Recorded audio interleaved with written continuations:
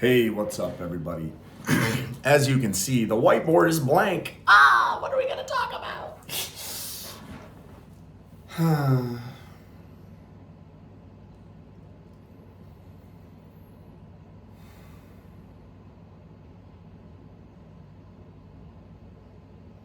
I'm just going to share some of my observations and experiences,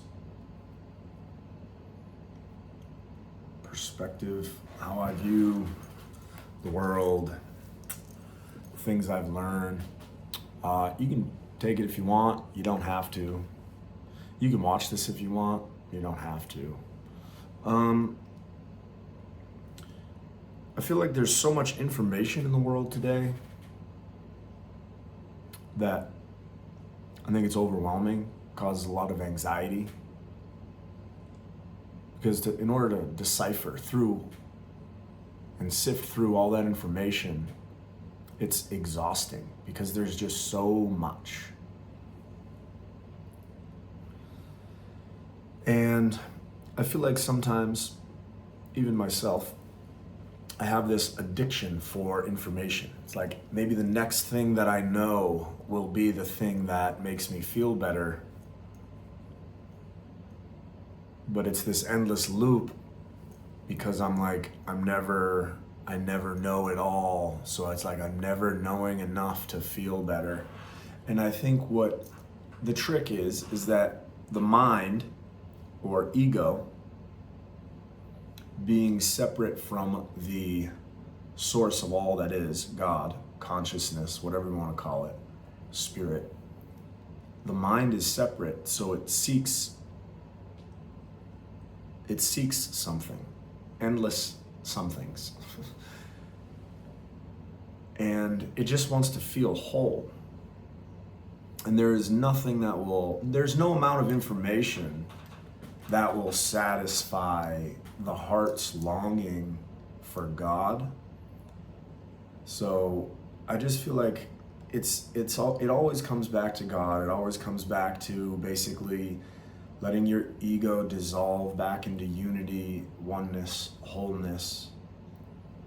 But in order to, attract an audience that doesn't just leave once you start talking about God, you actually have to talk about information that's fucking so pointless. And I just can't do that anymore. It's fucking exhausting, man.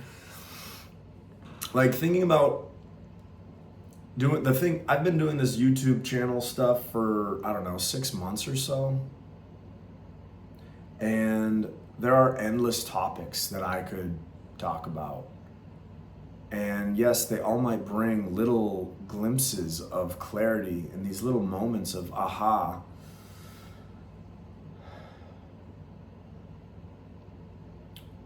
But in the end, what I feel like is that it all just comes down to surrendering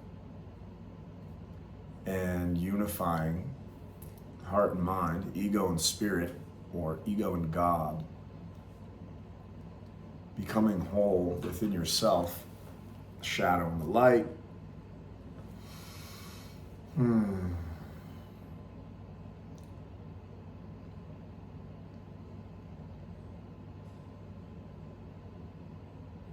So the other thing is information is just like the pieces of the puzzle, and we're always looking to try to, put those little pieces together. But once we put all the pieces together and we have the whole picture, we don't have to keep adding pieces. And the way to actually experience the whole picture is just to understand what information is actually most relevant. And I feel like that's what I've been trying to convey and understand for so long. Well, I guess I was trying to understand it first. Now I've been trying to convey it, and I'm attempting to convey it right now. But it's hard to put God in a box. It's like, they talk about Taoism. They're like, he who can explain the Tao, it's not the Tao. It's like, if you can explain the Tao, it's not the Tao.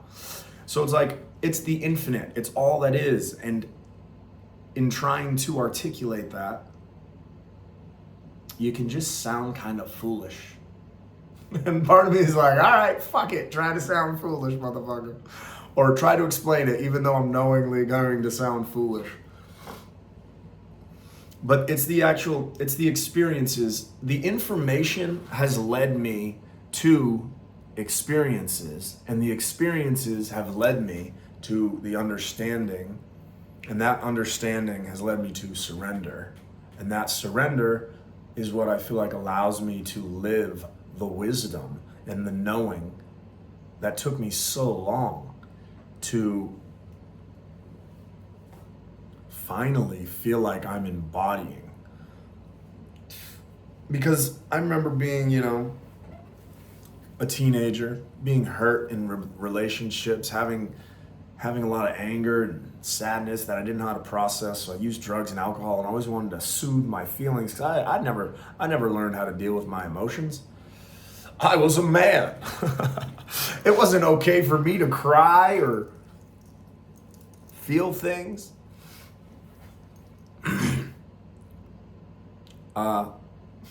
That's changed. I've learned. I'm reparenting myself. I'm learning how to express my emotions authentically. I'm learning there's a balance between expressing myself authentically and sharing emotional vulnerability without being emotionally dependent on someone's response. I'm learning how to express myself authentically while also knowing I don't need to say everything that I think or everything that I feel. Not everyone deserves to know everything I think and feel. It takes trust. And sometimes the things that I think and feel, if I were to convey them, might hurt someone else's feelings. So I try to, again, it comes back to those 3 gates. What are they? Is it true? Is it helpful? Is it kind? Is it caring? So kind or caring. Is it true? Is it helpful? Is it kind and caring?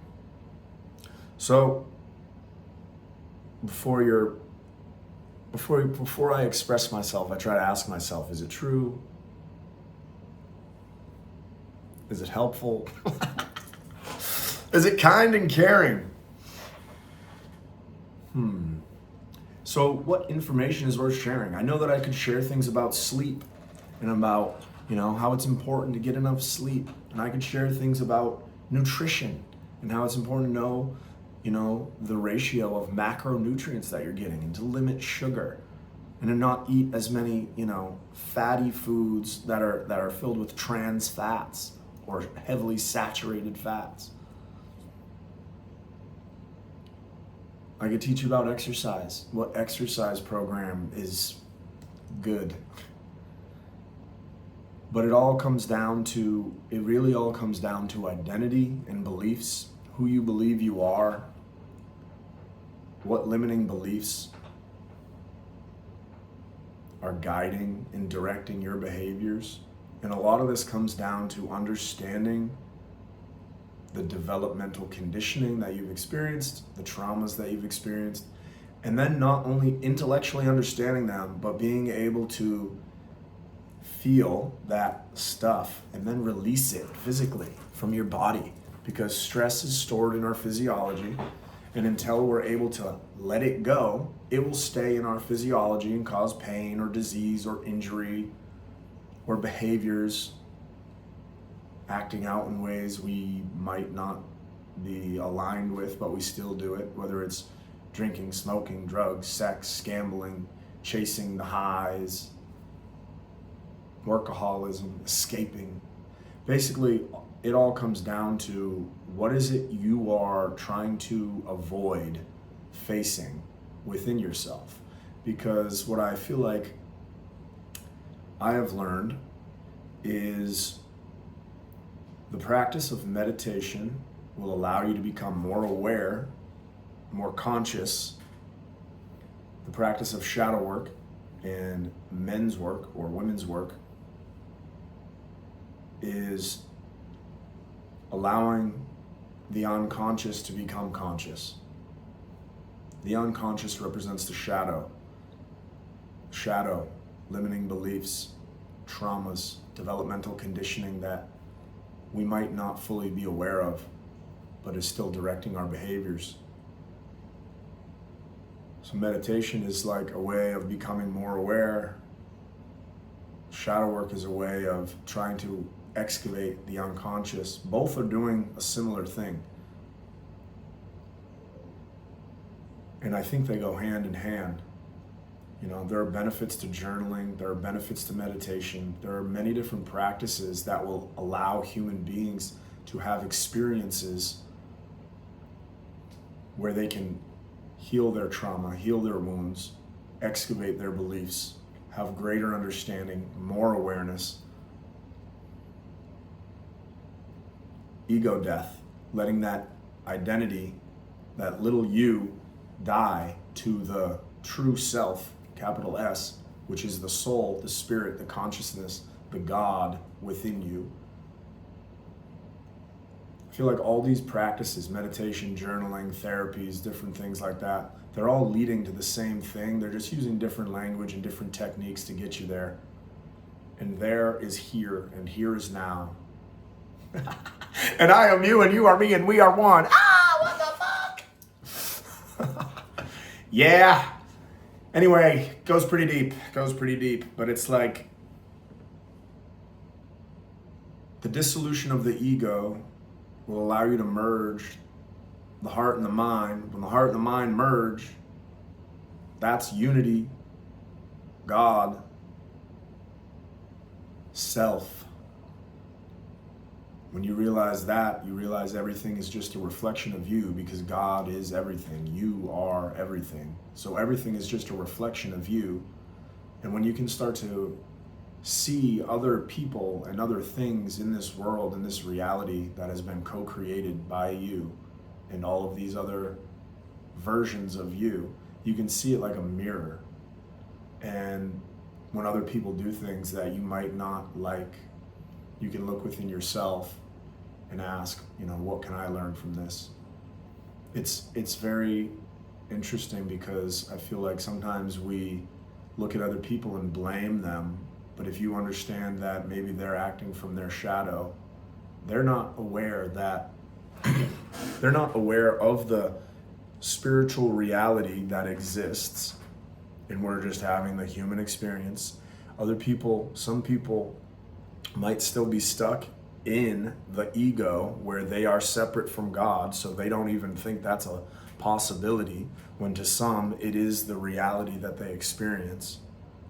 But to others,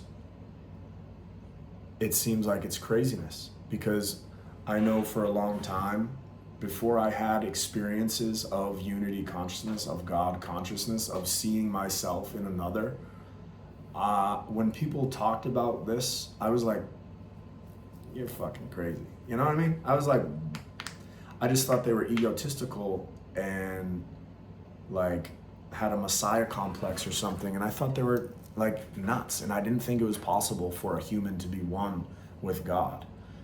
And through years and years of sobriety, meditation, and studying, I began having more experiences of oneness.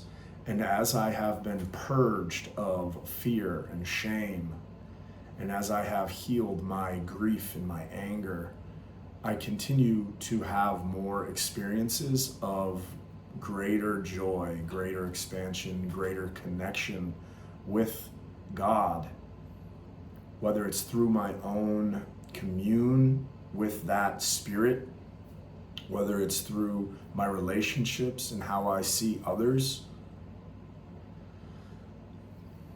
But mostly it's just my own understanding in my own heart, in my own self, where I can sit and be still and feel and trust in my own self, and know in my own self that it's true. And I think that is more beneficial than any information. Like, for so long I was trying to find the information about sleep and exercise and nutrition to perfect my life and all these habits that would lead to me being happy and healthy and successful and rich. And I know for a lot of the time, it was like my ego and my spirit battled. My ego wanted recognition and achievement and success, and it wanted to bolster itself up because internally it felt so bad. So it was an overcompensation for the shame and the fear and the doubt. And eventually what I feel like has been happening is my ego has been dissolving and the spirit has been kind of just like cleaning it, polishing it, purifying it, and unifying with it, so that the spirit and my ego, my identity, you could say it's like the ego is the small s self, the spirit is the big S self. It's like those have merged. And in Vedic tradition, it's, what is it? Aham Atma Brahm. So I am, the self in totality, or Aham Brahmasmi, I am totality. Atma Brahm. So it's like this small self and the big self are one. And yeah, it's just so strange because it's like, is this it? Is this it? Am I enlightened? It's a very interesting concept, enlightenment, awakening, the expansion of awareness.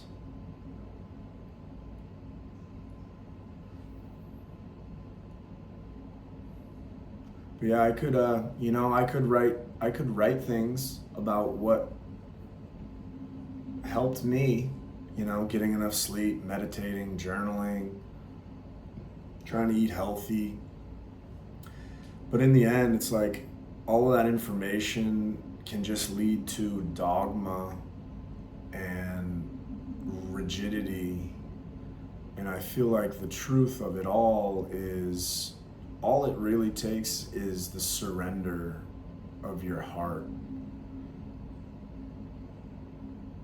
When you surrender your heart to God and like wholeheartedly just let go,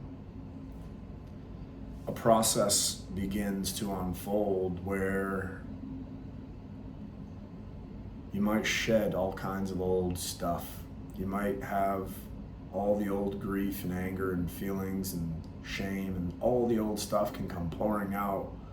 The old feelings that you didn't know how to process when you initially experienced the things that made you feel that way. You didn't have the emotional intelligence maybe to understand it and process it. So once you surrender your heart to God and stop trying to chase and prove and fix and control, it's like once you let go of all that, I feel like God just comes into your head, through your heart, and just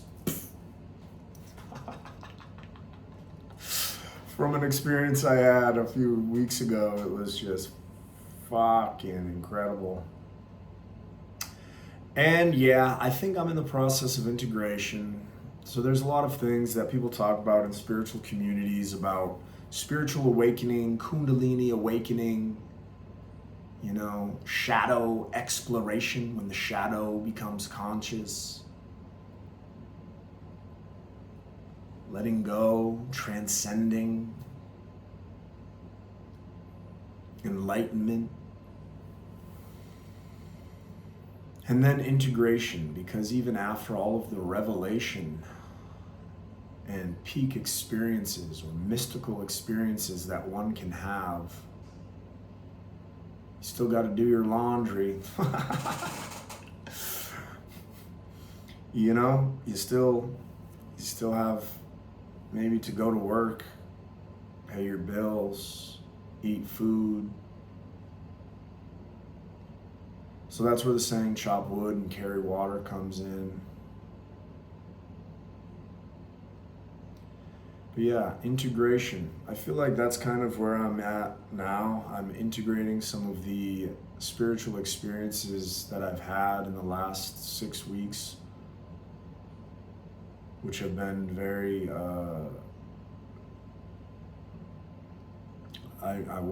words don't do it justice. I feel like it's been a long time coming, where it was like decades. It feels like since I was 17, I've kind of been searching for God, and I've had moments of clarity and then confusion, and I feel like this has gone on for the last like 20 years, because I'm 36 now, so 19, 20 years, yeah. Because I had some shit go down and in high school where I was, I had some painful things happen in my childhood and in high school that really broke my heart and kind of sent me down really dark paths of drugs and alcohol and trying to find anything I could to fill my heart and heal myself. And I finally, in the last 6 weeks, have just been able to kind of purge a lot of that out and stop looking. I've stopped looking for external validation and someone to save me, and I have been able to sit with myself without reaching for the coping mechanisms that I used to, and really surrender my heart and let go, and had huge outpourings of grief and anger and shame and fear. And it's like allowing myself to feel those things was allowing myself to let go of those things. And I feel like that's something that I didn't understand for so long, because I was resistant to those feelings. I didn't want to admit that I was sad. I didn't want to admit that I had a lot of rage in me. I didn't want to admit that I was afraid. I didn't want to admit that I was ashamed. So I acted in all these ways and engaged in behaviors that I was not proud of, but I still engaged in them because I was still hurting, and I would always try to soothe that pain. But I feel like finally I was able to let go and surrender and start actually really processing all of the old pain. And as I've processed it more with meditation and journaling and therapy and men's work, the Mankind Project, shadow work, and my honest, just authentic surrender during spiritual practices where I have, I do basically 2 different types of meditations. One is more of chanting, the other is transcendental meditation. So I've engaged in various spiritual practices, and I feel like there's been benefit for many of them. But I feel like it's the combination of my consistent, persistent, heartfelt desire to know God that has led me all along. And I feel like that's something that I want to convey to people, is your authentic, heartfelt experience that's the key. Your heart is the key. Your heart is the key to the kingdom. The kingdom is within. And I feel like so many people spend so much time in their head that we haven't allowed ourselves to go into our heart. And the heart is symbolic of feeling, but it's also the body. The heart and the body are connected. The mind is somewhat disconnected. Once we can connect the mind and the heart with the body, and the spirit will just pour in. And that connection can be strengthened. So sometimes I feel like what I've experienced in my life in my seeking is, if you take, when I first feel like I had some spiritual insight in my youth, teenage years, it was like a drip from a faucet. I would get these little drips from the faucet, and then I would go about my life and experience pain and hardship and ups and downs and not be fully aware of what was going on. kind of acting in ways where I was always just trying to heal my heart, but I was just like, what the fuck is going on? And eventually I just get more drips, and then eventually the water turned up and it was like a little bit of a stream, you know? And eventually that filled me and led me further. And there's been times where I feel like the water was turned up, full blast, coming out of the faucet, and then there's been times it gets turned back down. And then about 6 weeks ago, I had an experience where it felt like a waterfall just opened up. I felt like I was standing under a waterfall. And yeah, just blew me apart, cleaned out a lot of stuff. And then another experience about a week ago where it felt like I wouldn't say it was a waterfall, but I would say it was it wasn't as rough as a waterfall. It was like more of like a beam, just like a straight beam of light through my brain, into my heart, into my breath. And I feel like that just opened me right up, expanded me. And yeah, I've been trying to just recover from that. Yeah, it's funny.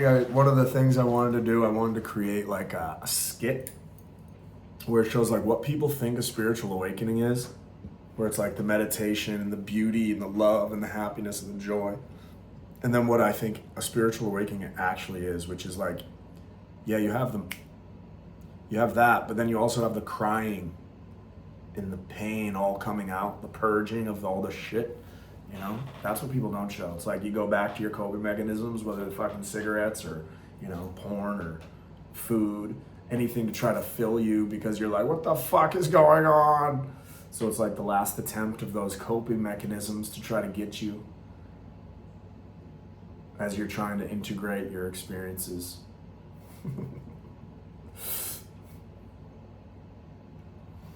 Yeah, it's fucking wild, man. So yeah, that was the skit. It's like what people think a spiritual awakening is, and it's like all love and light and laughter and happiness and blah, blah, blah. And then what a spiritual awakening actually is, and it's this dude having one moment and then crying hysterically and then laughing and then fucking ripping cigs and then, you know, eating a bunch of junk food and jerking off. It's like, I don't know what the fuck is happening, help me. Anyway. Oh God, it's hilarious. Anyway.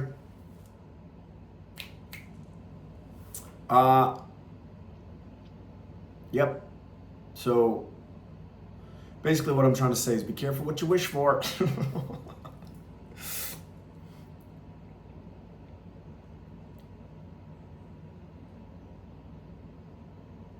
It's pretty cool. Gemstone here. Yeah, I think that's all. I feel pretty good. I feel complete. Well, I wish you the best. God bless. Good luck.